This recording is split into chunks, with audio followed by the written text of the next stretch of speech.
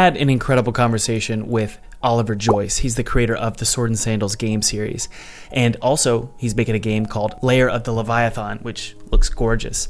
We discuss how he built an indie game studio in his spare time and eventually went full-time, how he releases profitable games in, honestly, a fast, timely manner. We discuss what makes an indie game profitable and strategies to mitigate risk in, frankly, a risky industry. This conversation is going to change your entire thinking of making a career from your indie games. We start this conversation off by discussing how Oliver actually bought back an old game that he made while working for a small game studio in his 20s, and how he turned that into a full-time studio years later. And by the way, if you want to make indie games full-time from your bedroom, I can show you how to turn a small indie demo into a full-time paycheck. It's going to help you a ton, so it's a free webinar below. It's totally free. It's going to help you a ton. I want to see you succeed, so check it out. In about 2016, I was able to get in contact with a guy from New York who was like an investor who had just been a fan of Sword and Sandals, and he bought the rights to the series from the old company. And and he does a bunch of other things, but he just happened to, enjoy that. And I got in touch with him and said, hey, do you want to team up and we'll, do a deal, and I'll, redo some of the old games. We'll make some new ones. And he said, this is a great idea. And so since then, there's a company called eGames. I've just been doing sequels, spin-offs, and remakes. And I think there's like 9 or 10 of them on Steam. I've lost count now. So, wow. And that has started off one game working. So I was working for an educational company, again, with John Stayskull, and that's how kind of we worked That's together. Lost Relic. Yeah, Lost Relic. And doing kids educational software stuff, which is, it's easy and it's kind of cute and it's kind of fun to do. And I was doing that in JavaScript, and HTML5. So you ended up going to do the enemy software, like, you're in Flash and you end up doing HTML5. Yep, but at night I would work on the games and I'd do my Swords and Sandals clones and so on. And eventually put one up on Steam and did well enough to make enough money to replace 1 day a week, then 2 days. And finally, it was sort of like my wife had said, my girlfriend at the time, just before we got married, I think she said, you can probably take a chance now and, let's go, do this full time and take a bit of a hit income wise and go from there. And I did that. And then within a year, I was able to fully replace the income from my old job. So, and it took me about 5 games on Steam to be able to do that. And the reality is not all 5 of those games did well. I think 2 of them did well, but that was enough. You know what I mean? Yeah. You've got I think you have, is it 3 or 4 games on Steam? No, I've got 2. Sung. I wanted to ask you about that because I've got 2 games on Steam. I'm about to release my 3rd commercial release. Yeah, with Twisted Tower. Yeah. I am so scared about releasing a game that isn't good because I have a reputation to uphold, because I'm doing these podcasts and I'm teaching and I'm selling courses, and I'm just like, man, I really hope that it does well. But there's part of me that's like, every game developer, they release some games that aren't so good and some games that are good. Isn't it just like it's any game developer's career is going to be littered with some good ones and some bad ones. My question to you is, I'm looking at your portfolio on Steam, and I know Sword and Sandals is pretty good, right? You've got some very positive scores there, and then some games that are not so good. And I wanted to ask you about that. I feel like it's normal, and I think it's just part of being a game developer. How do you feel about that? It's a great question. You can almost say any creative goes through this. So like my favorite director is Ridley Scott, who's done some great movies and some not so great movies. The longer you're in an industry, the more chances are you're going to do something great and something not so great. And your pride definitely takes a hit when you release something that, especially if you have early success and your first game or 2 does pretty well, and you get very positive or overwhelmingly positive or whatever it is on Steam, then you feel like, everything has to now live up to that. And like we talked about really early on in this chat, it's okay to fail, because sometimes the next thing fails and you care about it. and people care about it for a while, but then they'll move on as long as it almost becomes like a footnote in your story. As long as if you don't have too many of them, if the negative ones start outweighing the positive ones, maybe you get a reputation. And I know, like, this is probably something you've thought about a bit, where you make you're making the bread and butter as you're making games and you're selling them, but you're also you're now a mentor to a lot of people and you're giving advice and so on. And you feel like, if I do something that doesn't do well, there's that imposter syndrome, and like, people are going to think, why should they listen to me? But they should, because it's not only, what you succeeded in, you got to learn from what I did wrong, and, and fail in different ways next time. Mm-hmm.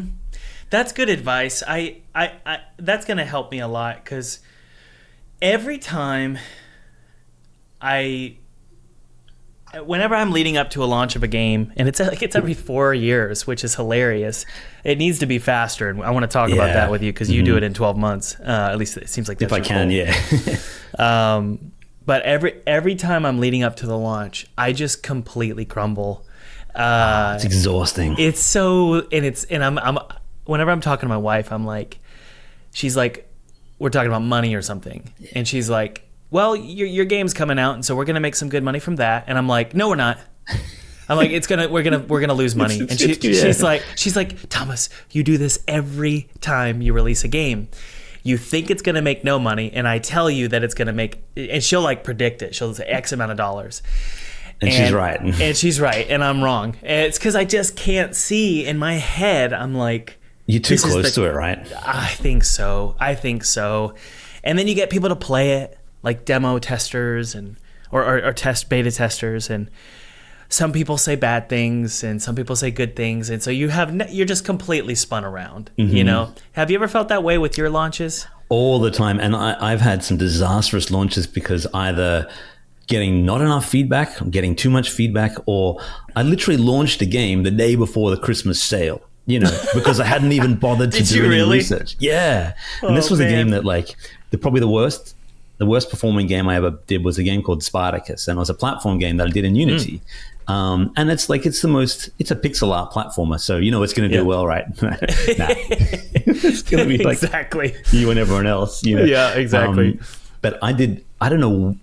This was a game that I'd done for my publisher who wanted to. Wanted a game about the character Spartacus, wanted to call it a Sword and Sandals game, and it was really starting to test our friendship a little. And we settled on this platform game that, like, I did not want to make it, but I didn't really want to make it either. And it was my first big Unity game, and I made it, and I had some flaws in the like, the character every now and again that literally falls through the floor, and that's you don't want that in a platform game, right? I've had that before. I had that with Pinstripe, and it was terrifying. I couldn't figure it out. Yeah. Did you end up solving it? I mean, I never solved it. I ended up redoing the character controller because the Unity default character controller was like how do I explain it? It's like if imagine if you chose a bank, and throughout a year, randomly once, the bank account would go to zero and you had to start over. That's, in my head, that's what the character, how bad this situation was with the character controller. And so what I did is I said, okay, if every 3 hours the player falls through the ground, that's rage inducing for players. So they're going to downvote it. Or leave bad reviews, which is going to kill the game's reputation. So I said I have to redo the entire character controller system. And so I downloaded one from the asset store, and I had to reintegrate it into the entire game. And I remember it was like 3 a.m. when I was doing this, and I think my wife was pregnant at the time, and I was running out of money from my publisher, and I was just terrified, But I got it to work. So, but did you fix yours in Spartacus? Well, you know what I did? I knew this, and you know what I decided to do? Let's put more levels in the game. It's like the worst. It's like I did not solve it. Added more levels, and added this special mode where you can go back and play it in an undead version of the levels. And it was all this stuff that no one actually reached because they kept falling through the floor. That's so funny. So the game did poorly, and it deserved to do poorly because. Bro, but I'm looking at it right now. It looks gorgeous. It looks pretty, yeah. And oh man, that's a shame. And the weird thing is, and you know this with, if it's with Pinstripe, where every 3 hours it crashed, I would only play it for an hour. And because when you often you're with your own games, you're so busy, you don't play them properly. You play little sections. Yeah. You test it. And this is why testing and wider testing is so important. I didn't test this with people. It deserved, I think it got like 20 or 25 reviews, and they're like either mixed or mostly negative. It deserves that. And but in some ways I'm kind of proud of it, because I only ever play it for an hour and I didn't actually see you falling to the floor. So that was definitely my biggest failure. Gorgon Shield, which is my most recent game, is my other, like, it's done like a 75 review. I've had a bunch of games that have had pretty low reviews and some that have had decent reviews. The only reason I'm saying this one was a failure was because, like, I knew about 3 or 4 months in that it probably wasn't going to work. Just from a, like, conceptually, it was sort of like, this is more of a game jam game that I'm trying to extend into something bigger.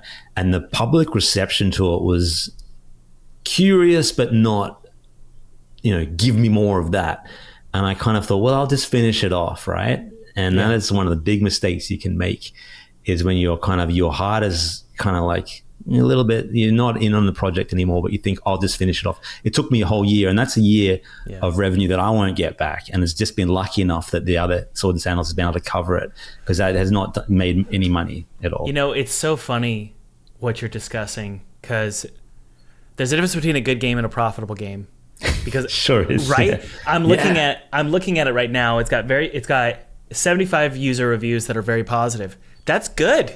Like, it's a good play it, like it. Yeah, it's a good game, but it's like, but no one's buying it. Game. Yeah, no one's buying it. I'll be completely honest, dude. I think I'm doing that right now with Twisted Tower. I think it's a game that people are going to be like, that's cool. It's for a specific kind of people, a specific audience. But is it going to go gangbusters? Is it going to make a ton of money?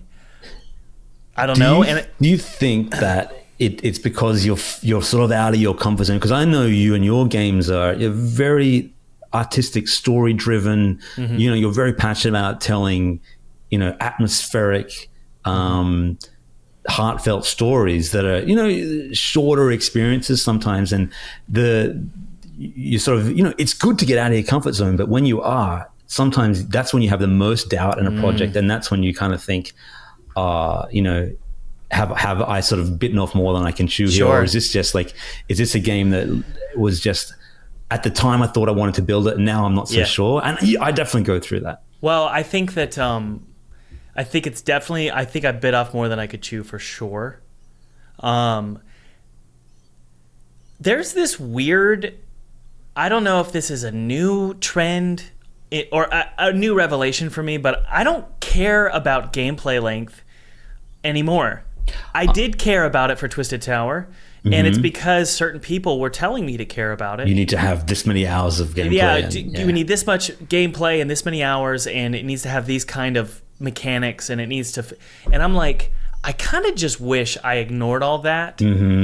Because what's so funny is that we're going from a $20 game, and we're probably going to sell it at $15. And the whole goal with the length of the game was, Thomas, we want to sell this for $20. Justify the price. Justify the price. And now it's like, well, we're actually going to do $15. And I'm like, well, crap. I wish I would have made this game hyper story focused, hyper atmospheric, and the gunplay is a garnish. It's not the core integration. And so I'm just sitting here going, I wish I would have focused way more on story for this game. Now, the truth is that when the demo drops, I think players are going to realize, oh yeah, this is a story game. Because I've put so much effort into retrofitting a story into this game. We spent so much time and effort making this game gameplay focused. So the story came later. And the story came later. And now I'm going in by myself, solo. The team has finished up the gameplay. And it truly is, I think, a 4 to 5 hour game. But I'm going in solo and working with voice actors to get this story retrofitted into the game. It's a horrible approach. It's not good. But I will tell you, I think the game is actually good now. Like, I think that going in and it's the story is what is needed. I think as long as this story is good for this game, it's going to work. I'm not sure. How did we get onto that? Why are we talking we're just about talking this? about, failures. How do you deal with a failure or a game that doesn't particularly, sell that well? Or, you can have, like Gorgon Shield has been, like you said, a few people played it and it's a good game, but not a profitable game. You may find, and worst case scenario that I think you're a good game developer and game designer. You're, world renowned now. You will make a good game. You can't guarantee it'll be a profitable game, but in the years to come, if you can weather the storm and you're still here in a year or two, the pain from that will lessen and lessen, and it'll just become almost sort of like this sort of like, hidden gem of a product. Sometimes you can be way too close to it in the moment and think that and it really does matter at the time. But I remember going back and looking at games that had failed years back and being way less critical of them in my own mind and going, at the time I really cared that didn't well, but now I'm like, it was a good fun experience, or like, too bad it didn't do well, but on to the next, because you have to, the old cliche of fail fast and fail early, fail fast, and just move on when you can. And it's hard when you're now making a year 3 or year 4 of the game. It's very hard when you're 4 years into it, right? Because you're so committed. Hey, we've spent a lot of money. I've spent a lot of money. My publisher has spent a lot of money. I really do. I feel like you ever played a first person shooter where the camera view is too close to stuff? Mm-hmm. So like I was playing some developers, indie developers game. Sometimes it's very claustrophobic kind of. Yeah, and I was playing it live and I was like, guys, why is the camera so close to everything? That's how I feel making my games right now. I feel like I'm like this close to the game. And I wish I could zoom out. And so what I did over the holidays is I just took a break from making Twisted Tower. And like I've zoomed out and I'm like, now I realize what the game is. It's a story game. It's a horrifying, disturbing story game. It's not really a shooter, right? Mm-hmm. And it has all your hallmarks. And I think as long as the game has all the things that Thomas Brush does well, then at least the audience that knows you and knows the kind of games you make, they're going to be, maybe some people will be expecting like, a Doom style shooter, but others were going to go, well, this is a Thomas Brush game. We want a good story. We want good atmosphere and so on. If you can deliver on that, and if the gameplay can at least, hold its own to a point, then you may be pleasantly surprised with what comes out of it.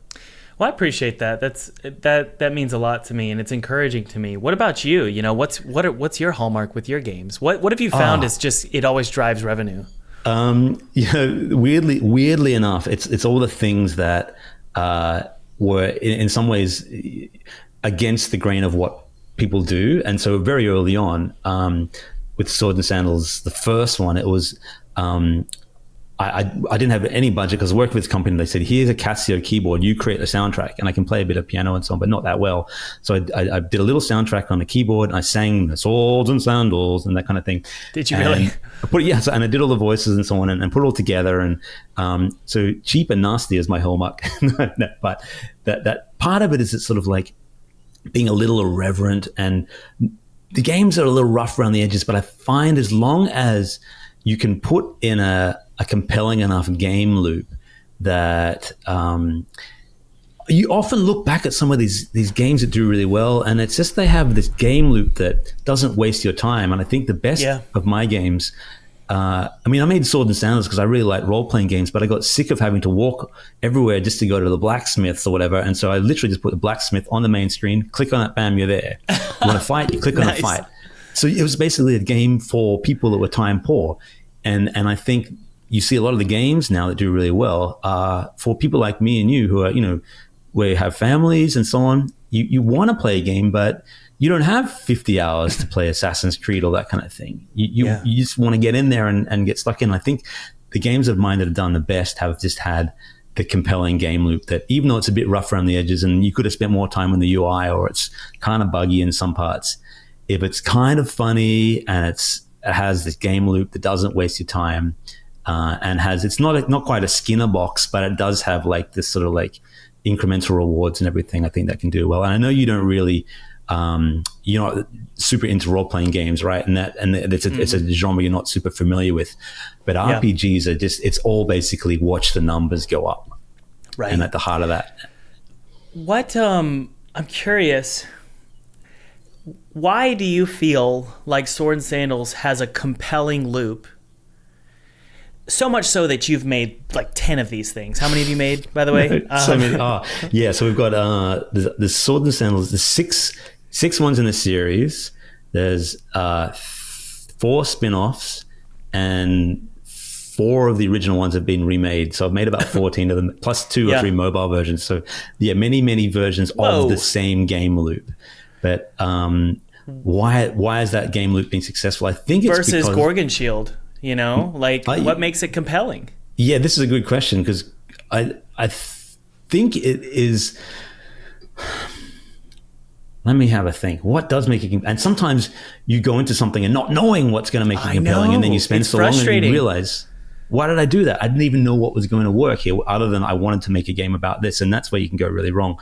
But I think at least with Swords and Sandals, it was just like, it doesn't waste your time. It's just, you're doing the same thing. And you think of like, you play a game, like people will play Street Fighter forever, even though that never really changes. It's just, your techniques and so on get better.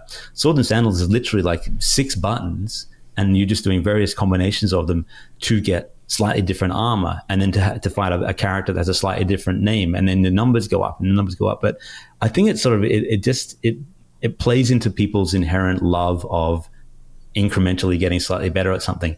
And then you put some silly music and some, crazy sounds over the top of it. And it's like a kid's game that, has been really popular with, my kids play it, even though I'm kind of like, there's, people getting their arms chopped off and so on. in the last Swords and Sandals I did was, it's called Sword and Sandals Immortals. And it's the one that's my second most popular game, but the most profitable in recent years. And it's literally, it's the sort of first new Sword and Sandals game, in a non-Flash version of Sword and Sandals. My kids did voices in that game, and they and people are like, "What, are there kids in this game?" Like, wow, look, they're fine. They're not playing it, I think. But that game, that game did pretty well because it sort of, without really thinking about it, it sort of catered to the Twitch and the YouTube crowd of people who want to play it. I don't know if you know, there's a guy called Charlie White, who's better known as like Critical. Moist Critical. He was a fan of Sword and Sandals, and I got in touch with him and said he'd randomly done a video on it. It had some million views or something. Wow. And I got in touch with him and said, hey, do you want to be a character in the game? And he's like, yeah, man, cool. And so I got him to record a bunch of screams and yells, made him a character in the game. And then he, I didn't do it just because, part of you thinks, well, it'd be cool if he would, stream a video of it. Sure. But part of me, I thought, well, this is kind of cool to bring in this, people that love the game early, bring them in as a little reward for them and so on. And I've just slowly built up this weird fan base all along, people from Brazil and Turkey and Poland, who just seem to appreciate the sort of the quirkiness of the games without them being, because they're quite far removed from your games in terms of the polish, and the story is very, every role-playing game developer thinks that they're Tolkien, but we're all not, we're terrible usually. So the story is a bit of an afterthought. Okay. So you've got this approach to making indie games, which it might be, correct me if I'm wrong, it might be different than my approach and also John's approach at Lost Relic, which is like, get it done. Mm-hmm. Is that your approach? It's exactly my approach. Can you elaborate on that? 80% is good enough. Why is that? Why is that? Because I have that similar sort of feeling of you as like, I'm probably going to fail here. And I go, well, if I'm going to fail, I'm going to move on quickly. And I also, I do get sick of ideas quite quickly. And I'm like, I need to go into the next thing. And so I'll do it enough to the point where it's sort of like, I feel like the game is telling the story and it's good enough. But sometimes that can be probably more than sometimes it can be to the detriment of the game. But I just feel like if this game doesn't do that well, at least I've only lost a year. Mm-hmm. The newest game I'm working on is actually a different story where I'm actually planning on spending probably the next 3 or 4 years working on it. I'm taking a very different approach. It's called Lair of the Leviathan. And this is the first game I've ever done working with another developer. Wow. And it's a guy who is an Aussie guy. Yeah, and he's doing all the pixel art. He's a fantastic pixel artist and designer. And we're building this old school. Yeah. Wow. Imagine Baldur's Gate, if Baldur's Gate was made, I mean, it was made in the 90s, but in the early 90s with pixel art and so on. So we're trying to do our own spin on the there's an old series of role-playing games called the Gold Box games. But to make a role-playing game, it takes to do a decent one, it really does take you 3 or 4 years.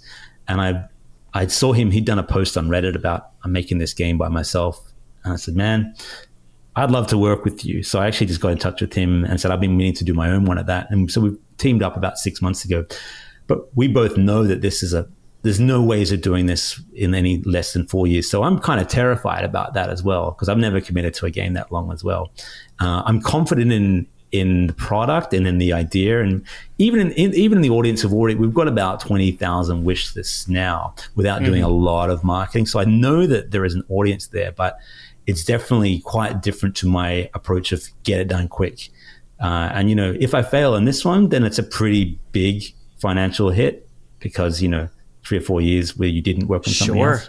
Sure. Well, okay. So how do we mitigate the risk here?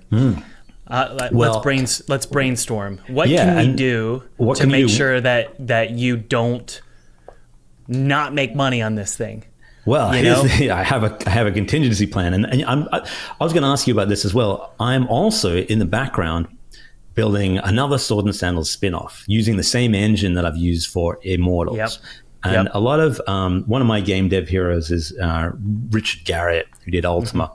I'm a lot older than you, but Ultima, big role-playing game in the 90s and so on. You might know, but he would always use the same game engine twice before sort of moving on to the next thing. And it just would, because they'd spend a lot of time developing the game engine. And so what I'm doing is taking the Immortals engine and just using some different art. I'm going to do another Sword and Sandals game. So I figure, look, if a game is going to take 4 years, it's probably okay to spend 9 months of the year doing that game, and maybe 2 or 3 months sort of doing another project that you feel is a lot smaller and a lot safer, and it at least can bring in a bit of money to mitigate any loss. And that's why I wanted to ask you, Brave Boy, what's your involvement with that? Because I saw it's part of Atmos games and everything. Sure. Well, first off, I'll answer your question, but first off, I just want to say I think what you're saying is brilliant. Basically, it's 80-20. It's an 80-20 rule kind of thing. It's like, yes, exactly. 20% of the time brings in most of your revenue for the year. 80% of the time is this big old fat risk, which is Lair of Leviathan going to make you some money. It's hard. I know, it's right? called Lair these days. So I think that I wanted to say Brave Boy is not that. Actually, what we're doing right now is that. Yes, of course. The podcast. And I think it's totally fine to share. I'm not going to say numbers, but to share my revenue streams and how they work. So basically, Twisted Tower, all of the initial investment we've used up. So the initial investment from our publisher, we've gone and used all that for my team. And so now I'm in a position where I'm I can bring in revenue from my other games, and my other games do bring in revenue. But the contingency plan, and I think every game developer needs this. They need to have something, some tool, some revenue driver that they can access when they need it. And so right now, the podcast, I'm starting to take sponsorships. Sponsorships and also my courses and revenue from ads and revenue from my games. I have all these different revenue streams that protect risky investments, like new big massive games and hoping those IPs are profitable. This is exactly the approach. Yeah, and I don't see anything wrong. I used to feel guilty about it. It's like, Thomas, why can't you just make enough money on one game? And it's like, how about I don't want to think that way anymore now that I have kids. I've got kids, I've got a mortgage. In my head, I'm like, I'm going to pretty much do everything I can in the game sphere to make enough money to protect against risky investments. Because I want to make risky investments. I want to make weird games. Yeah. I want to make games like Twisted Tower that are strange and tell really interesting stories that aren't particularly commercially viable. Not necessarily. We'll see if it is. So in my head, I'm like, I'm going to build a podcast that's so profitable that I can make weird games and hopefully they pay off and maybe they won't. You know what I mean? This is exactly the approach. And I think what you're doing is something I would advise every young game dev to do, is that don't go into your first game going, I'm going to spend the next 4 years on this, quit my job. Like you always see the Reddit posts, I quit my job to do this. And it's like, well, yeah, you shouldn't have, but you did anyway. So you're stuck now. But diversify, whether that diversification is starting up a YouTube channel or selling game dev assets or doing small commercial projects for other people. The 80-20 rule is what allows you the luxury. And I think you and I are both in fantastic positions where you can afford to take the risk because you have the diversification you've already got, 3 or 4 other games that are, well reviewed and bringing in money. And in my case, I have 3 or 4 of the 10 well reviewed bringing in money. And that it's this beautiful luxury of being able to wake up every day going, okay, I can afford today and I can afford tomorrow. And, the kids can be fed and everything because I'm not taking this crazy chance on I'm not going to get paid for 4 years. You can only do it if you already have revenue stream. So just to sum it up in a nutshell, walk before you can run if you're I agree. Game developer. The way I was raised, I don't know about you, but the way I was raised is you're always on thin ice. And I'm not saying it's a good mentality, but that's my mentality. My mentality has always been, if something fails, what do I do after that, right? And so even though we signed with 3D Realms, and even though we have publisher money, in my head, I'm like, I need to be extra certain and extra sure that my family's taken care of if one game fails, right? And so that's why I do what I do on YouTube. It's in terms of the financial reason. There's reasons of building community and I want to help people and I love what I do with the podcast. But I like to have backup plans for pretty much everything. And so that's why you have to pivot if you have to, and if one thing falls down. And I've had lots of conversations with John from Lost Relic about this, where his channel is almost at 100,000, but he really struggles with every time he's doing a video, he feels like he's taking away from making the game, and he's also juggling a full-time job with that. So he kind of feels like, this game is now stretching out to 7-8 years, and what am I doing? But it's saying, well, what you're doing is you are building up that diversification where if the game fails, you've still got this pretty cool YouTube channel that is now starting to grow and allow you that second chance next time if you ever want to do it again after 8 years. Exactly. So I think it's a balancing act of some of my friends, dude. They went all in. They went all in with one IP, like Cult of the Lamb. And it paid off handsomely, sure. It paid off, and props to Jay and his team for taking a risk and taking that gamble. It's not how I do things. It's just not, the way I do things is I slowly build games over time, and they always turn a profit. We'll see if Twisted Tower turns a profit. I sign deals with publishers because publishers de-risk. For me personally, I'm not willing to spend $500,000 on an IP. I would rather someone else do it. Yeah. I agree with that. Building an audience, building a channel, building a podcast, these are all things that help me de-risk. But when it comes to Brave Boy, to answer your question, that was a long-winded way of answering your question. When it comes to Brave Boy, what I wanted to do is exactly what I've been giving advice to, I won't say who, but various consulting clients, for lack of a better word. They'll say, hey, I'm thinking about investing $2 million in a game. And I'm like, why don't you build a demo first? Or why don't you build a trailer first and see if you get a reaction? See the reception, yeah. If you do, then you need to put $2 million into it. So that's what Brave Boy was. Brave Boy was, okay, let's put something out there to see if it's worth my time. And the sad truth is, it doesn't look like it is. But you may have dodged a huge bullet there by spending a little time. You've saved yourself a lot of time and heartache later. Yes. So what I'm going to do is the trailer dropped. I dropped that a year ago. It has 25,000 views. And I'm not that good. Is this a portent of things to come, kind of? And so I think I'm just going to launch the demo on a Next Fest. Yeah. And if it does well, it's like, well, okay. And by does well, what I mean is, does it garner wish lists? Yes. So what about you with Layer of Leviathan? Do you feel like your wish lists are... Is say it really? 3 times. Yeah. Yeah. Sorry, what was the question again? Sorry. The question is, Layer of Leviathan, has it proven itself in the vertical slice does it justify 3 more years? Yeah, this is the question, and we are hoping to have a demo out by the end of this year. The all we know so far is that it has gotten it's almost 20,000 wish lists, and there are some RPG websites and so on that seem interested in that, and we've had some publisher interest, which we're basically holding off on now because I've worked with a few different publishers in the past with very, very, very limited degrees of success. And I really kind of feel like if it's starting to get momentum and so on, it may well be that we can kind of do this without that. The measure of success for this game will be, of course, the demo and the Next Fest, so on.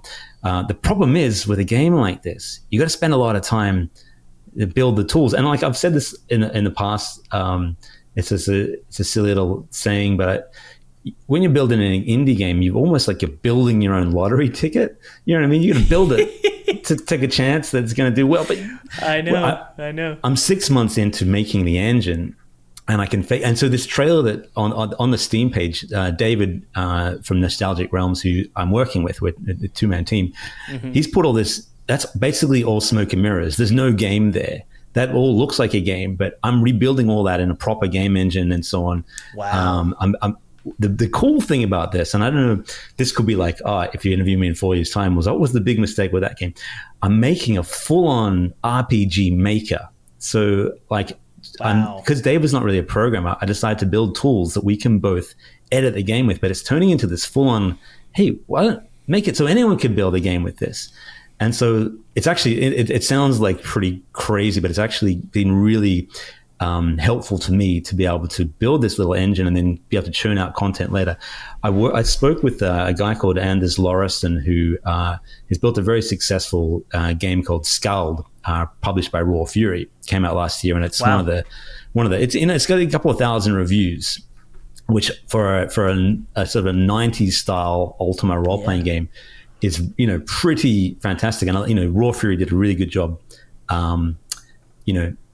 promoting that and everything. But I chatting to him a few times, he said he took 5 years with it, and he said the main thing he would stress was like, if you're building a game over 3 or 4 years or more, just make sure you have a good tool set to work with, and internal tools. And by that I mean, like, for a role-playing game, you want to have a really good map editor or item creator or dialogue creator and so on, because if you are just doing the same tasks again and again and again, working on this really robust tool early on will save you time later. So that's what I'm doing right now. Is the first 6 months is literally just building tools. And then I'm hoping that there's an actually compelling game around that, which we don't know yet. We're hoping there is, but that's so interesting. What you could do is, let's say, I'm really fascinated by figuring out what viable actually means. So I've been interested in it. Let's say Layer of Leviathan's demo sucks and it doesn't do well. Let's say it. Let's just pretend that happens to you. Does it mean that everything carrying the game, like the tools, sucks? Or does it mean that the garnish sucks? The hook, the story, the mood, the feeling, the aesthetic. Maybe that's what sucks, not the tools. This is right. Who's to say if you did the same thing again with a different theme, it couldn't do well? And so that's why the tools are important. What you're creating, And a lot of game developers will, build a game and build the engine behind it and everything, and then it doesn't do well, and they kind of go, everything about it was bad. But you can salvage stuff from that. You could who's to say you couldn't reskin a platform game with a much more quirky theme, and all of a sudden it does well. Like, that was the game that came out last year was a Pizza Tower or something like that. Outrageously quirky platformer type game, that game without the quirky theme has none of that success. And I think for many, like for this layer of the Leviathan, you're exactly right. This game could do poorly, but I've then got a full RPG Maker tool that I've spent a few years making. You could easily reskin that with what's popular at the moment. It might not be horror. It might be now like, I don't know, Westerns or something. So you do a Western role-play game. No one's seen a Western role-playing game in a little while. And it's like, cool, like Cowboys, not like Western JRPG. But yeah. I think that's really smart, dude. I think you're onto something because, well, to wrap this up, that's what you did with Sword and Sandals. Exactly. You reskinned a single IP. The sad part is someone else owned it. Yeah, you never fully had it for yourself. I'd have a very different background if I owned the IP. I'd be like, this is my sort of Malibu mansion, I'm in Sydney, but like, whatever it is. Yeah. We all make we make mistakes we learn from. I for all that mistake of not owning the IP, I'm still really grateful that the guy in New York gave me a chance after and allowed me to rebuild from the rubble of this whole not being able to make games again and so on. So, I think that's the only advice I could give to new game devs. And this is, again, pretty cliche, but like, don't be afraid to fail as long as you're making new mistakes every time, because, everywhere chance reigns, in the swirling waters, there awaits a fish. And that's a quote from an old Roman philosopher, but it's so true because, you just don't know when you're going to succeed. And as long as you keep trying new ideas, don't worry about the negative reviews. They're going to come, but just focus on what you're going to do next. That's really good. I was given advice from a coach I had last year, and he kept saying, hey, Thomas, do what's working for you in 2025 and stop doing what's not working for you. And I think I think it's great advice, but the thing is you have to know what working means, right? I mean, is it like if I go to the gym and for 40 minutes I suck at bench press and I'm just really bad at it, does that mean the next time I go to the gym I'm going to focus on what works, and that is everything except bench press? Is that the mentality you should have? And I think what a lot of game developers struggle with is they don't know how to measure what's working or not. It's really because, like, of course you should go bench press. Of course you should keep trying and keep trying and keep trying. The moment where you shouldn't bench press is it giving you big chest muscles or not? If it's not, then sure. Then stop it. So the same is true with making games. You have to figure out how to measure what is a good result and what is a useless result. And I think a good result is this game getting wish lists? Yes, that's one great thing about Steam is they'll tell you along the way, and you can hide from this. You can delude yourself all along the way that like all I need is this next festival or something else, and the wish is going to come.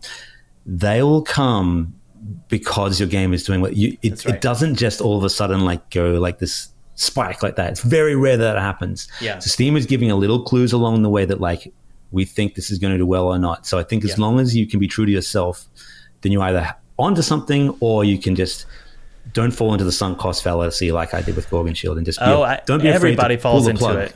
Yeah, everybody falls into it, and I will say about wish lists, I agree with you 90%, which is you're never going to get the pop unless you haven't said anything and then finally you do a big release, right? Yeah. And if you've been putting it out there all the time and you're not getting anything, then that can be a sign. That's it. That's the good signal. So focus on what's working.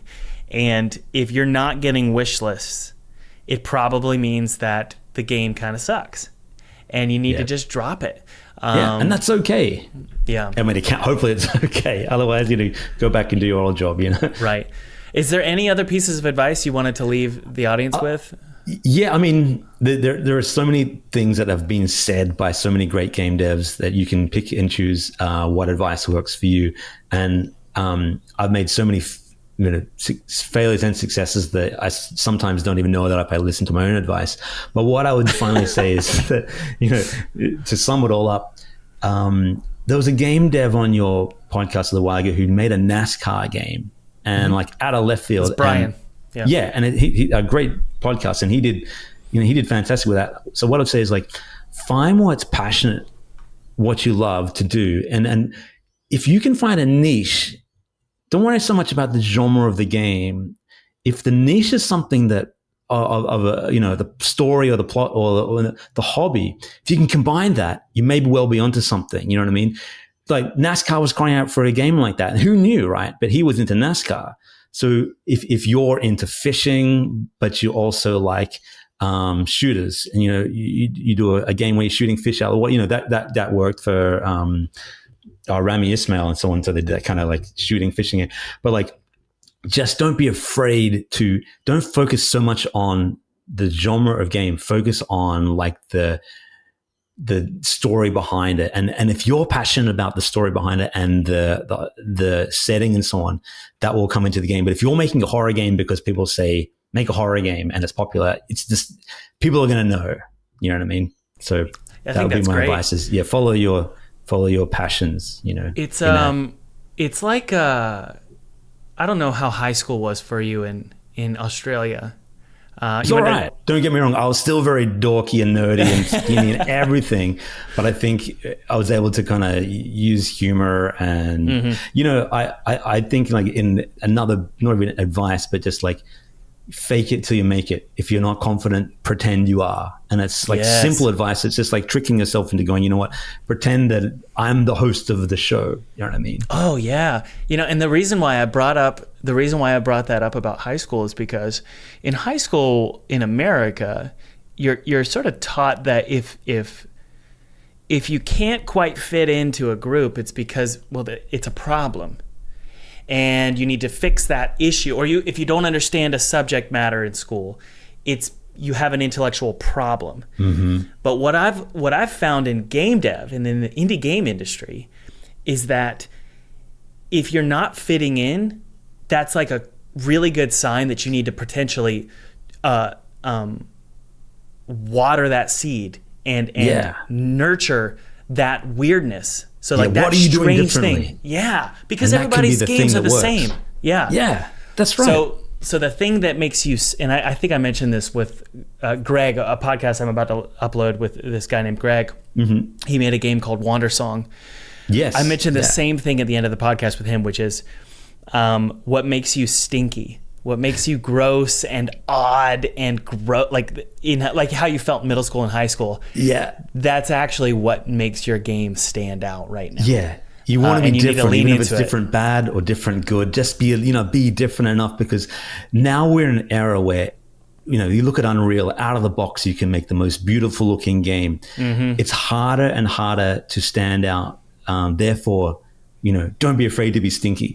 Do something, do Unreal, but do terrible textures, just whatever it is. Exactly. Like what was the game? The pizza game.